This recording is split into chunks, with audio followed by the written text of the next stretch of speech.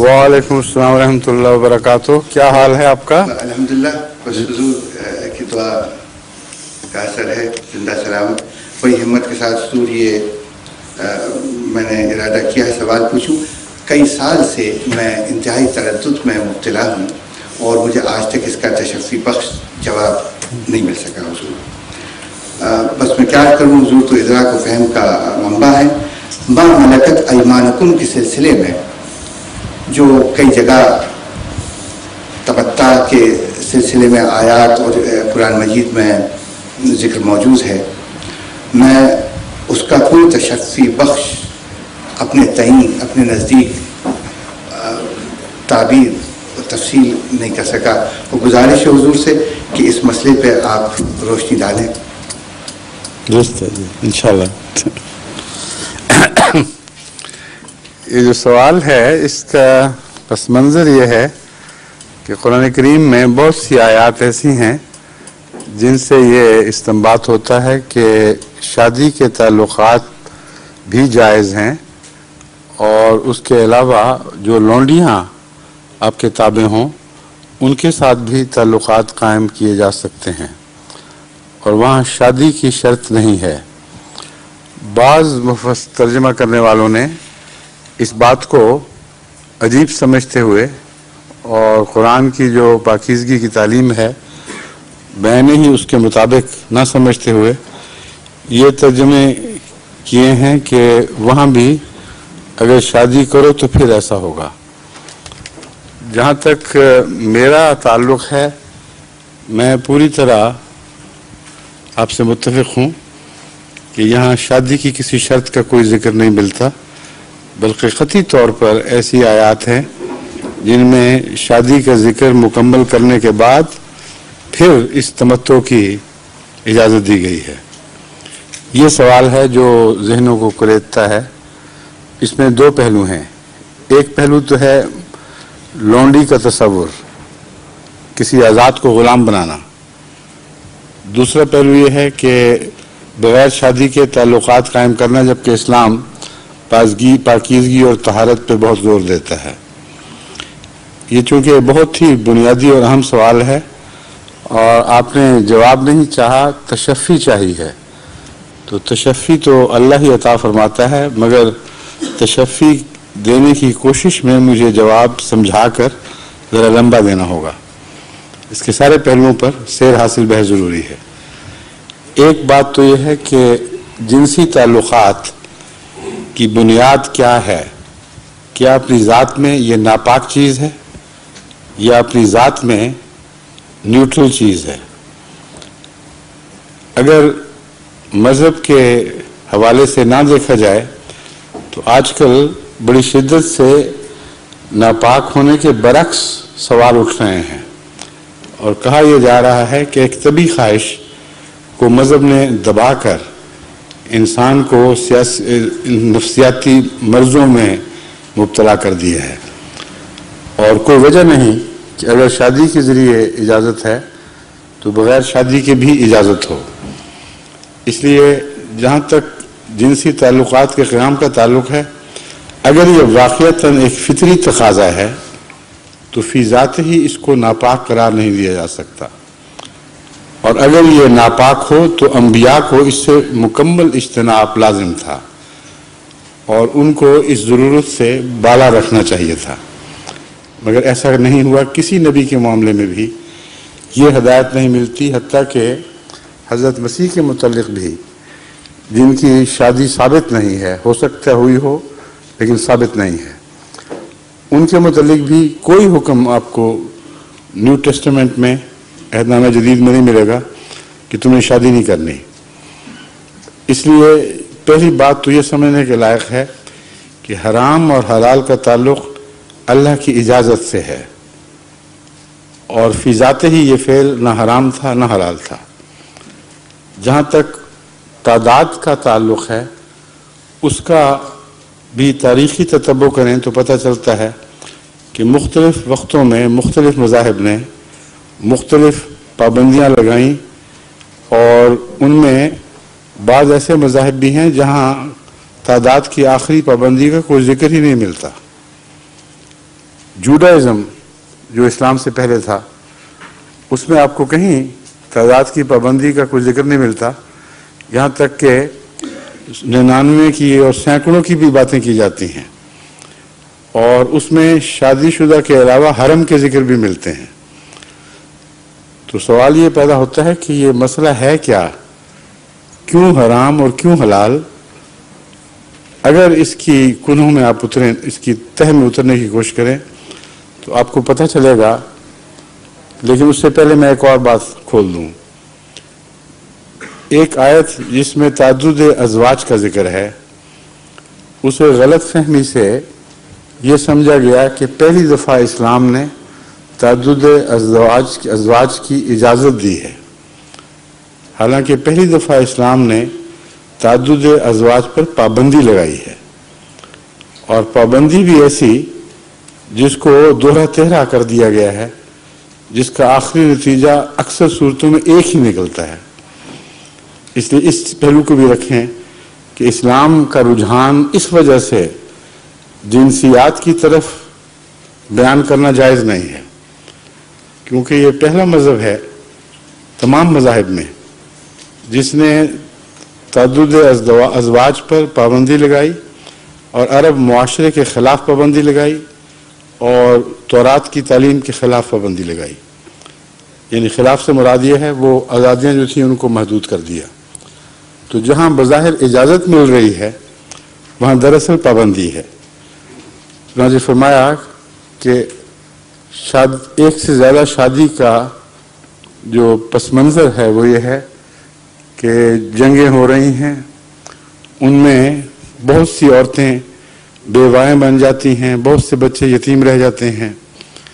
ایسی صورت میں کیا ہونا چاہیے؟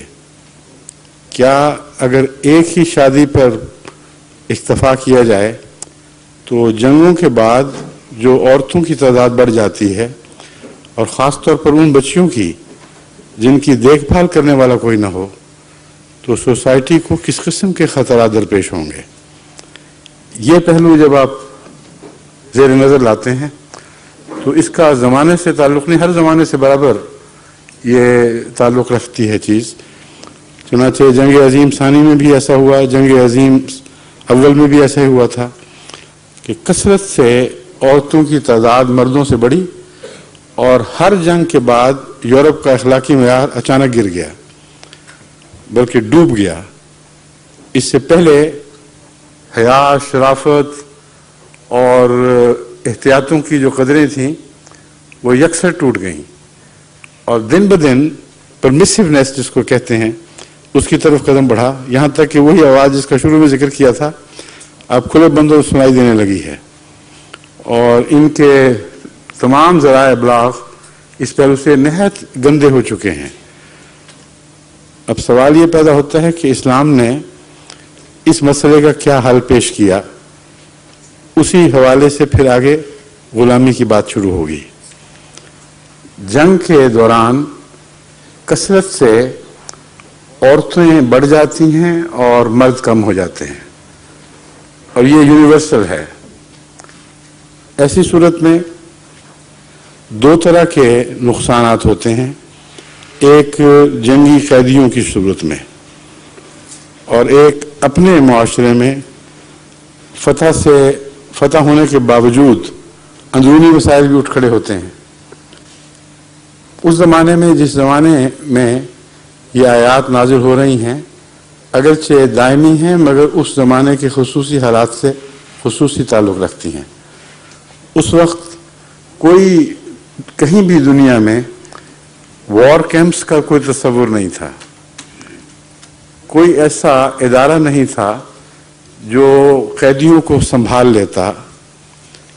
ایسی صورت میں ایک ہی علاج تھا کہ انہیں تقسیم کر دیا جاتا، اور تمام دنیا میں یہی رواج چل رہا تھا، قیدی تقسیم کر دیے جاتے تھے، اور ساری دنیا میں کہیں بھی ان تقسیم شدہ قیدیوں کے بارے میں کوئی اخلاقی تعلیم نہیں تھی جو ان سے روابط کو تہذیب دیتی، پابند کرتی۔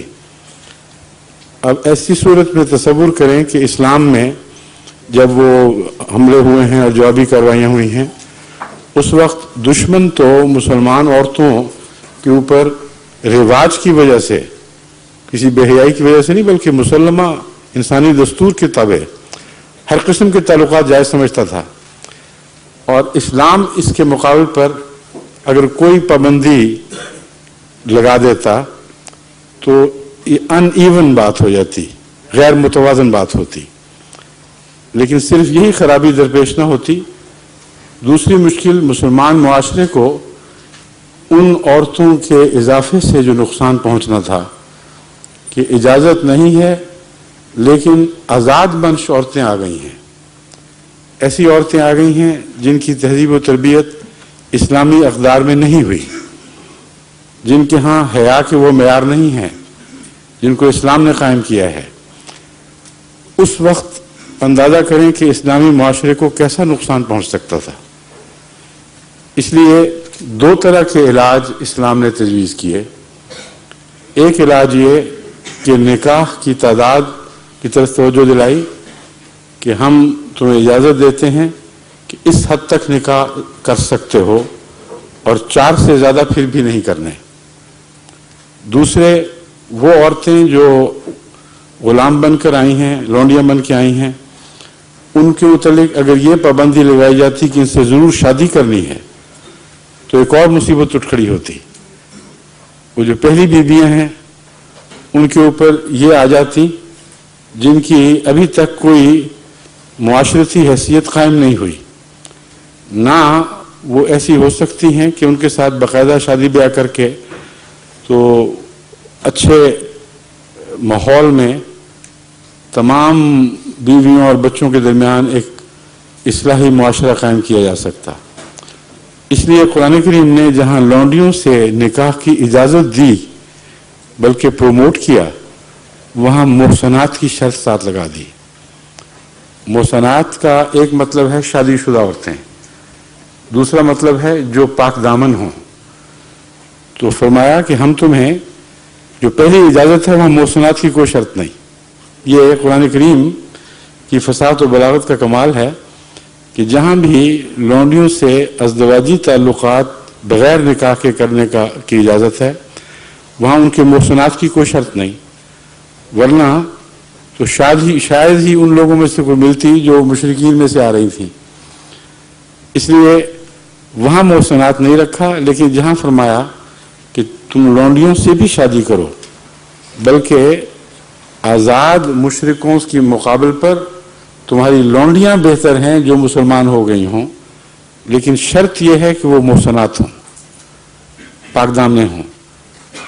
تو پاک دامنی کی حفاظت کی خاطر جو اقدامات کیے جا رہے ہیں وہ عمومی نظر، وسیع نظر نہ رکھنے کی وجہ سے اس کے برعکس دکھائی دیتے ہیں۔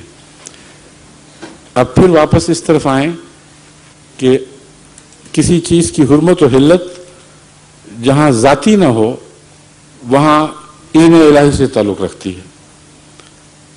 اگر ذاتی طور پر یہ تعلق حرام ہو تو پھر نکاح کے بعد بھی اس کی نوعیت وہی رہتی ہے، اس میں کوئی تبدیلی نہیں۔ اس لیے نکاح اور غیر نکاح میں صرف اذن الہی یا اذن الہی کے فقدان کا فرق ہے۔ اللہ نے اجازت دی تو یہ تعلق جو لوگوں کو ناپاک دکھائی دیتا ہے پاک ہو گیا، کیونکہ شادی بھی تو اللہ کی اجازت ہی سے پاک ہوئی تھی۔ اس لیے اس کو ایک تیسری قسم کے طور پر ٹریٹ کرنا، جب خدا پر ایمان ہو اور خدا کے ایمان پر ہی مدار ہو، یہ جائز نہیں ہے۔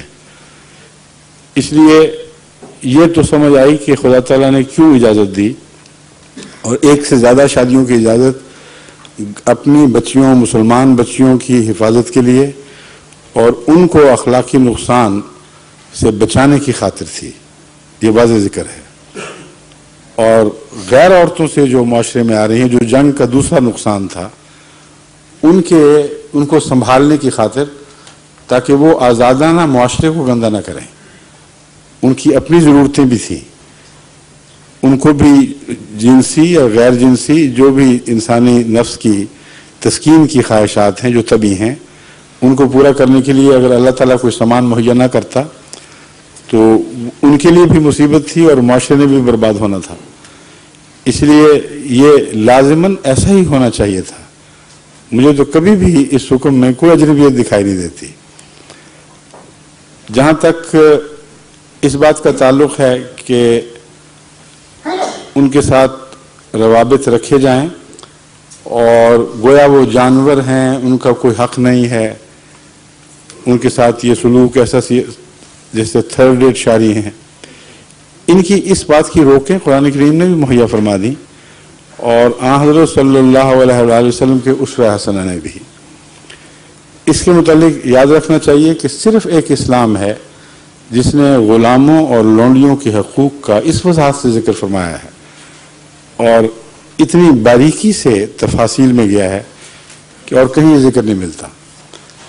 چنانچہ شادی نام ہی ہو اور لونڈی سے بچہ پیدا ہو جائے تو ماں وہ آزاد بھی ہو جاتی ہے اور منکوحہ بھی سمجھی جائے گی، اس کے شہری حقوق برابر ہو جاتے ہیں. تو یہ ایک اور مزید حکم ہے جو دل کی تسلی کے لیے میرے نزدیک ایک بہت عمدہ بات ہے. تیسری بات یہ ہے کہ ان کی حفاظت ہوتی ہے، ان پر غیر ہاتھ نہیں ڈال سکتا کیونکہ وہ اب ایک شخص کے تابع آ گئی ہیں اور اس وجہ سے غیروں کی نظر سے ان کو بچا لیا گیا ہے. ان کی حفاظت کا بھی اسی میں بہترین ذریعہ ہے. اگر یہ اجازت نہ ہوتی تو وہ اپنی طبعی خواہشات پوری کرنے کے لیے ادھر ادھر رخ کرتی اور ہر کس و ناقص اس وجہ سے ان پر ہاتھ ڈال سکتا تھا کہ تو کسی کے استعمال میں بھی نہیں ہے. تو یہ زمانے کی ضرورتیں تھیں اور یہ ضرورتیں صرف قدیم زمانے سے تعلق نہیں رکھتی، آئندہ زمانوں میں بھی پیدا ہو سکتی ہیں اور ہوتی رہی ہیں. اور وہ مذاہب جہاں صرف ایک شادی پر اصرار ہے ان کے معاشرے کو اس ایک شادی کے اصرار نے بہت گہرا نقصان پہنچایا ہے. اور کوئی ضمنی بات؟ جی نہیں، الحمدللہ آپ نے بہت عمدہ روشنی ڈالی، لیکن کچھ سپلیمنٹری سوال پیدا ہوتے ہیں انشاءاللہ جو آئندہ. ہاں، بے شک ابھی کر لیں، اگر آئندہ پہ چھوڑیں آپ کی مرضی ہے.